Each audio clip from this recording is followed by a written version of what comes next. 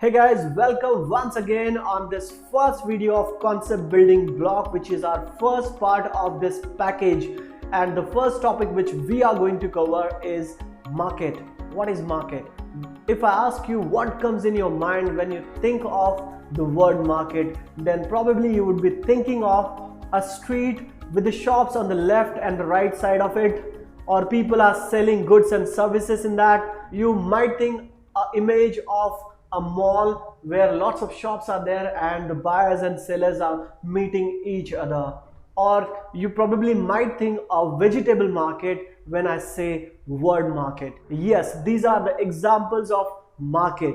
People who are selling the goods and services are called sellers, and the people who are buying those goods and services are called buyers. So these are two main entities of any market, the buyers and the sellers. Now let's understand the activities of market. What are the activities which are performed in the market?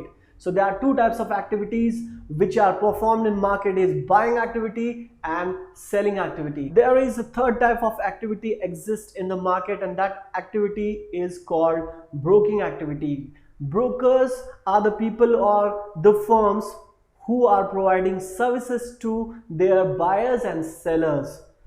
Real estate agent is one of the example of this broking services, where they are providing these services to both of the buyers and sellers. So now there are three types of activities which are performed in market. First is the buying activity, second is the selling activity, and the third is the broking activity.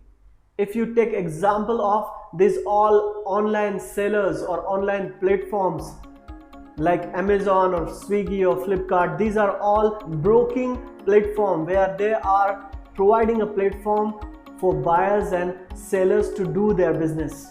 So we have learned about what is market, activities in the market, and the entities of the market. In the next video we are going to come with new topic. So keep watching, keep learning.